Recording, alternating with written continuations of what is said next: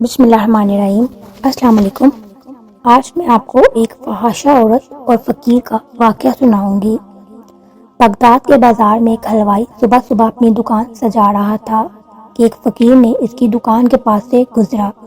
دکاندار نے کہا، بابا جی آؤ کچھ کھا پی لیں۔ فقیر بیٹھ گیا تو حلوائی نے گرم گرم دودھ فقیر کو پیش کیا۔ فقیر نے دودھ پی کر اللہ کا شکر ادا کیا اور اس حلوائی کو کہا کہ بھائی تیرا شکریہ، اور یہ کہہ کر فقیر چل پڑا۔ بازار میں ایک فحاشہ عورت اپنے دوست کے ساتھ سیڑھیوں پر بیٹھ کر موسم کا لطف لے رہی تھی۔ ہلکی ہلکی بوندا باندی ہو رہی تھی جس کی وجہ سے بازار میں کیچڑ تھا۔ فقیر اپنی موج میں بازار سے گزر رہا تھا کہ فقیر کے چلنے سے ایک چھینٹا اڑا اور فحاشہ عورت کے لباس پر گر گیا۔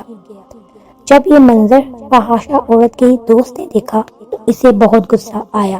وہ اٹھا اور فقیر کے منہ پر تھپڑ مارا اور کہا، فقیر بنے پھرتے ہو، چلنے پھرنے کی تمیز نہیں۔ فقیر نے ہنس کر آسمان کی طرف دیکھا اور کہا، مالک تو بھی بڑا بے نیاز ہے، کہیں سے دودھ پلواتا ہے اور کہیں سے تھپڑ مرواتا ہے۔ یہ کہہ کر فقیر آگے چل پڑا۔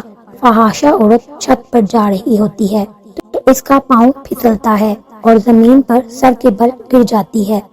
اس کو ایسی شدید چوٹ لگتی ہے کہ موقع پر ہی فوت ہو جاتی ہے۔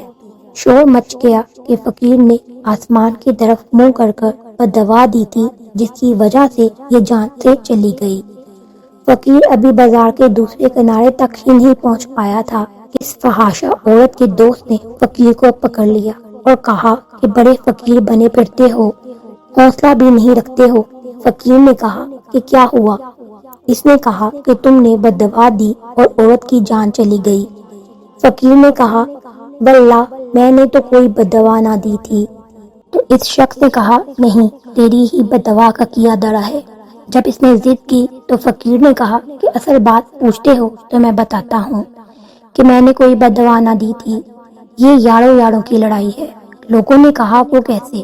فقیر نے کہا کہ جب میں گزر رہا تھا تو میرے پاؤں سے چھینٹا اڑا اور اس عورت کے لباس پر پڑا تو اس کے یار کو غصہ آ گیا، اس نے مجھے تھپڑ مارا اور پھر میرے یار کو بھی غصہ آ گیا۔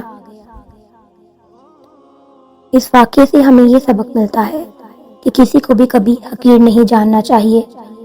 کون سا انسان اللہ تعالیٰ کو کتنا پسند ہے یہ ہم نہیں جانتے، اسی لیے ہمیں کبھی بھی کسی کی دل آزاری نہیں کرنی چاہیے اور سب کے ساتھ محبت اور عزت سے پیش آنا چاہیے۔